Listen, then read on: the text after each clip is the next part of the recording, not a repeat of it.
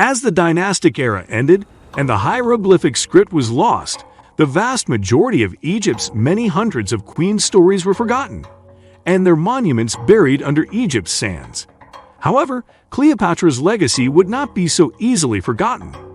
Known for her prosperous reign and love interests with Roman leaders, how did Cleopatra become a powerful queen? First of all, Cleopatra was King Ptolemy, the 12th Auletes' daughter. She would become the last queen of the Macedonian dynasty that ruled Egypt from Alexander the Great's death in 323 BCE until its annexation by Rome in 30 BCE. Ptolemy, a general under Alexander, would later become Egypt's King Ptolemy I Soter, thus establishing the dynasty. It is believed that Cleopatra's Egyptian ancestry was negligible at best. Cleopatra had long considered herself to be the embodiment of the goddess Isis. This followed the ancient Egyptian custom of elevating royalty by linking them to deities. Cleopatra III had also claimed a connection to Isis. Still, Cleopatra VII dubbed herself the new Isis to differentiate between the two. Cleopatra could speak many languages and was famous for her irresistible charm, as described by Plutarch, a classical author. Although it is difficult to tell how exactly Cleopatra looked, historians have gathered that Cleopatra was seductive. With almond-shaped eyes, her face was framed by ringlets of curly hair, and the rest of her hair was divided into segments that run like the ribs of a melon. This would be a typical example of Cleopatra's appearance. Her charm and incredible persuasion skills made her an ally in Caesar, which would start her rise to power. We'll talk about how Cleopatra eventually made Caesar her ally and a rise to power soon, so stay tuned.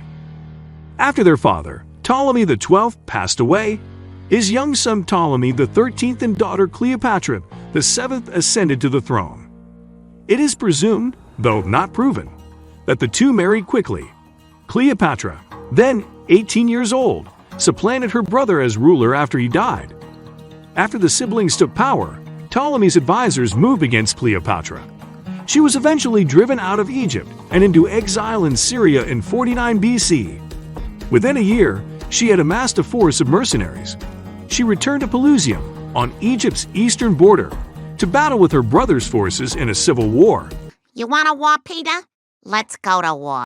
Caesar's arrival and the assassination of Roman general Pompey, who had sought refuge from Ptolemy XIII at Pelusium, brought temporary peace.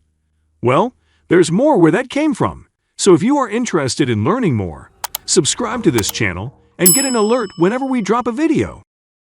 Moving on, Cleopatra reportedly smuggled herself into the royal palace to plead her case with Caesar after realizing that she needed Roman support, and more specifically, Caesar's support, to regain her throne.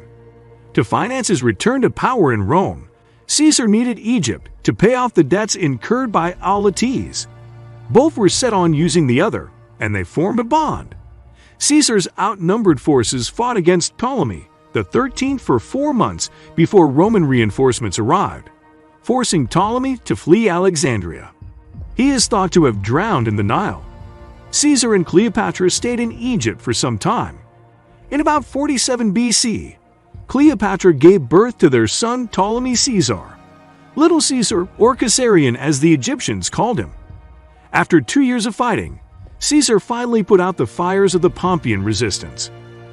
Upon his return to Rome in 46 BCE, he celebrated a 4-day triumph, a ceremony honoring a general, following a victory over a foreign enemy, during which he paraded Arsinoe, Cleopatra's younger and hostile sister. Cleopatra, Ptolemy XIV, and Caesarion went to Rome to see Caesar, who had already returned, sometime around 46 to 45 BC. In March of 44 BCE, Caesar was murdered. Cleopatra's brother Ptolemy XIV was also assassinated not long after she returned to Alexandria in 44 BCE. As Ptolemy XV, Caesar's mother, Cleopatra was now the ruler. Consequently, Mark Antony had become Caesar's apparent successor since Octavian, Caesar's great-nephew and personal heir, was still a sickly boy at the time. Cleopatra was summoned by Antony, Rome's new Eastern Territory commander, so that she could explain her part in Caesar's death. Cleopatra boarded an ornate ship, dressed in Isis robes, and sailed to Tarsus. Antony, who viewed himself as an embodiment of the Greek god Dionysus, fell for Cleopatra. Love at first sight. It was the beginning of a love tale with somewhat of a tragic end. We'll talk very soon about how Cleopatra and Antony would eventually end their lives, so stay tuned. He promised to defend Egypt and Cleopatra's throne and endorse the execution of Arsinoe, Cleopatra's younger sister and rival. Cleopatra and Antony formed a society in Alexandria known as the Inimitable Livers. According to historians, the society is believed to have been some cult of the mystical god Dionysus. Its members led a life of debauchery and folly. After Antony's return to Rome in 40 BC, Cleopatra gave birth to twins Alexander Helios, sun, and Cleopatra Selene, moon. After some time, Antony was compelled to marry Octavian's half-sister Octavia as an act of diplomatic loyalty after his wife Fulvia had died. Meanwhile, Egypt prospered under Cleopatra's leadership. In 37 BC, Antony once again visited her to secure funding for his delayed military campaign against the Parthia kingdom. In return, he agreed to hand over a large chunk of Egypt's eastern empire, including Cyrus, Crete, Cyrenaica, Libya, Jericho, and a sizable chunk of Syria and Lebanon. The two rekindled their romance, and in 36 BC, Cleopatra gave birth to a second son, Ptolemy Philadelphus.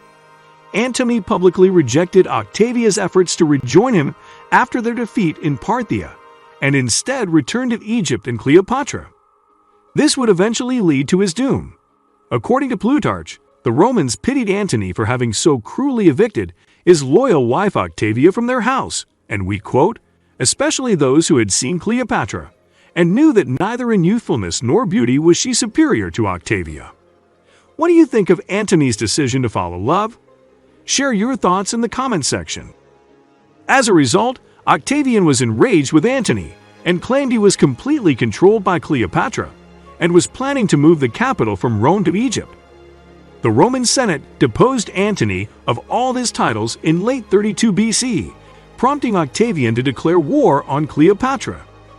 During the Battle of Actium, Antony, who had falsely heard of Cleopatra's death, fell on his sword and died after retreating to Cleopatra's side. Cleopatra committed suicide after burying his lover. I would rather die. We can't help but notice the allusion to their death with Romeo and Juliet. This might have inspired Shakespeare, but we'll never know. Cleopatra's reign and dominance during her time resulted from her intelligence, foresight, and ability to make the most out of a situation. Whether using her charms or persuasion skills, she somehow always got her way. If you enjoyed watching this video, you would love our next Why Is It So Hard to Find Cleopatra's Tomb? Thanks for watching.